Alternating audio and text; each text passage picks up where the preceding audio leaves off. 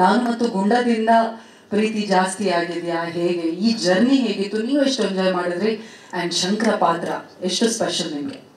ಮೊದಲನೇದಾಗಿ ನನಗೆ ತುಂಬ ಹೆಮ್ಮೆ ಇದೆ ಈ ಟೀಮಲ್ಲಿ ಒಂದು ಪಾರ್ಟ್ ಆಗೋಕ್ಕೆ. ಯಾಕಂದರೆ ಇದು ಆಲ್ರೆಡಿ ಎಸ್ಟಾಬ್ಲಿಷ್ಡು, ಆಲ್ರೆಡಿ ಸಕ್ಸಸ್ಫುಲ್ ಫ್ರಾಂಚೈಸಿ. ನಾನು ಮತ್ತೆ ಗುಂಡ ಇಡೀ ಕರ್ನಾಟಕದ ಜನತೆ ಗೊತ್ತು, ಅಪ್ರಿಷಿಯೇಟ್ ಮಾಡಿದ್ದಾರೆ, ಅದನ್ನು ಬ್ಲೆಸ್ ಮಾಡಿದ್ದಾರೆ. ಸೊ ಅಂಥ ಒಂದು ಸಕ್ಸಸ್ಫುಲ್ ಟೀಮ್ ಜೊತೆ ನಾವು ಭಾಗಿಯಾಗಿರೋದು ಒಂದು ಹೆಮ್ಮೆ ಆ್ಯಂಡ್ ಲಕ್ಕಿ ಕೂಡ.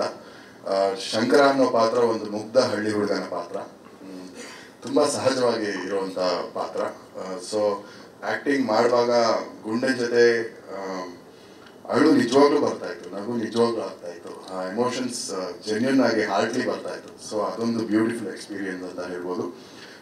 ನಮ್ಮ ಡೈರೆಕ್ಟ್ರು ಈಸಿ ಇರಲಿಲ್ಲ ಅವ್ರಿಗೆ ಟಾಸ್ಕು. ಬಾಳವ್ನವರು ಸಾಕಷ್ಟು ಲೊಕೇಶನಲ್ಲಿ ಶೂಟ್ ಮಾಡ್ತಾಯಿದ್ವಿ, ನೇಚರ್ ತುಂಬ ಕೆಲಸ ಕೊಡ್ತಾಯಿತ್ತು, ಚಾಲೆಂಜಸ್ ಕೊಡ್ತಾಯಿತ್ತು, ಮಳೆ ಬರೋದು, ಶೂಟಿಂಗ್ ಇದಾಗೋದು. ಬಟ್ ಯಾವುದೇ ಕಾರಣಕ್ಕೂ ಕಾಂಪ್ರಮೈಸ್ ಆಗ್ತಾ ಇರಲಿಲ್ಲ. ಅವರು 2-3 ದಿನ ಎಕ್ಸ್ಟ್ರಾ ಆಗಲಿ ಅಂತ ವೆಯ್ಟ್ ಮಾಡ್ತಾಯಿದ್ರು.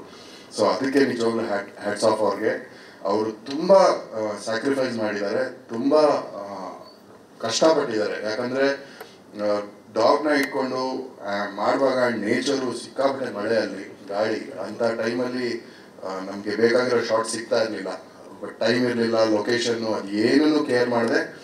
ಮತ್ತೆ ಇನ್ನೊಂದಿನ ಆದರೂ ಪರವಾಗಿಲ್ಲ, ನಾವು ಕಾಂಪ್ರಮೈಸ್ ಆಗಬಾರ್ದು ಅಂತ ಮಾಡಿರೋದು ನನಗೆ ತುಂಬ ಹೆಮ್ಮೆ ಅನ್ನಿಸ್ತು. ಇಂಥ ಒಂದು ಟೀಮ್ ಜೊತೆ ನಾನು ವರ್ಕ್ ಮಾಡ್ತಾ ಇದ್ದೀನಲ್ಲ ಅಂತ. ತನ್ವಿಕ್ ಯಂಗ್ಸ್ಟರ್, ವೆರಿ ಟ್ಯಾಲೆಂಟೆಡ್. ಸುಮ್ಮನೆ ನೋಡಿದ್ರು ಕ್ಯಾಮ್ರಾ ಥರ ನೋಡ್ತಾ ಇರ್ತಾರೆ, ಮರಾಗಿ ಯಾವಾಗಲೂ ಅದೇ ಗುಂಗಲ್ಲಿ ಇರ್ತಾರೆ. Is very professional.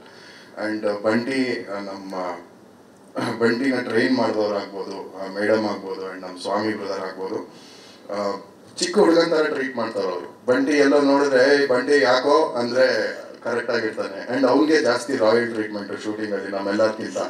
ಅವನಿಗೆ ಒಂಚೂರು ಬಿಸಿಲಾದರೆ ಅವರು ಬಿಸಿಲಿದೆ, ಅವ್ನು ಬ್ರಷ್ ಮಾಡಲಿ ಅಂತ AC ಹಾಕಿ ನೀಟಾಗಿ ಕಾರಲ್ಲಿ ಮಲಗಿಸ್ತಾರೆ. ಹೆಂಗೆ ಇವಾಗ ದೊಡ್ಡ ದೊಡ್ಡ ಫಿಲಮಲ್ಲಿ ಹೀರೋ ಬಂದ್ರ ಅಂತ ಹೆಂಗೆ ನಾವೆಲ್ಲ ಆರ್ಟಿಸ್ಟ್ ಕಾಯ್ತಾರೆ, ಆ ಥರ ಬಂಟಿ ಬಂದ ಅಂತ ನಾವು ಕಾಯಬೇಕು. So is the star of the show. ಕತೆ ಅಂತ ಬಂದಾಗ ಒಂದು ಜಾಸ್ತಿ ಹೇಳೋಕ್ಕಾಗಲ್ಲ, ಬಟ್ ಒಂದು ನನಗೆ ಖುಷಿಯಾಗಿ ಪರ್ಸ್ನಲಿ ಏನಂದರೆ, ಏನು ಕ್ಲೀಶೇ ಇಲ್ಲ.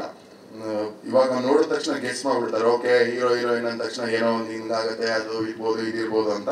ಆ ಥರ ಏನು ಪ್ರಿಡಿಕ್ಟ್ ಮಾಡೋಕ್ಕಾಗಲ್ಲ. ತುಂಬ ಫ್ರೆಶ್ ಆಗಿದೆ ಆ್ಯಂಡ್ ಕಂಪ್ಲೀಟ್ಲಿ ಗುಂಡಾ ಸೆಂಟ್ರಿಕ್ ಆಗಿದೆ.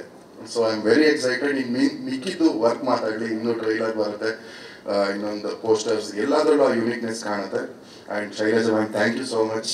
ನಿಮ್ಮ ಈ ಪ್ರೆಸೆನ್ಸ್ ನಮ್ಮ ಇಡೀ ಟೀಮ್ಗೆ ಒಂದು ದೊಡ್ಡ motivation and strength. Thank you so much ma'am, and thank you everybody.